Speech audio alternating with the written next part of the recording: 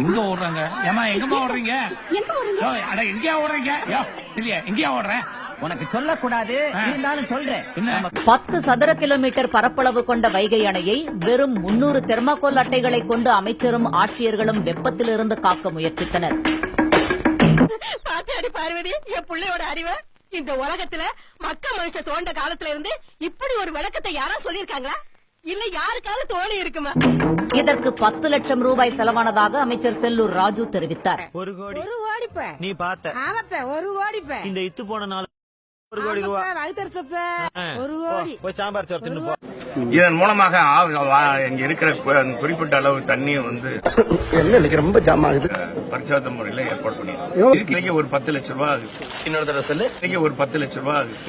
இன்னொரு தடவை டேய் சொல்ற. பரதேசி கரண்ட் கம்பத்துல கட்டிச்சு தோலை உடைச்சின. சொல்ற. இன்னைக்கு ஒரு 10 லட்சம் ரூபாய் ஆகுது. அணையை தெர்மாக்கோல் மூலம் மூடும் பணியை பார்த்து உள்ளூர் மக்கள் சிரிக்க ஆரம்பித்து விட்டனர்.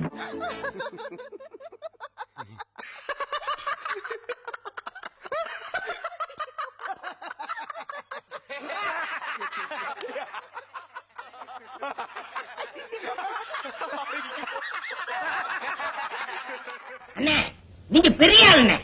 உனக்கு தெரியுது, நம்ம ஊர் ஜனங்களுக்கு தெரியலையே. இதெல்லாம் நீ போய் சொல்லணும்டா.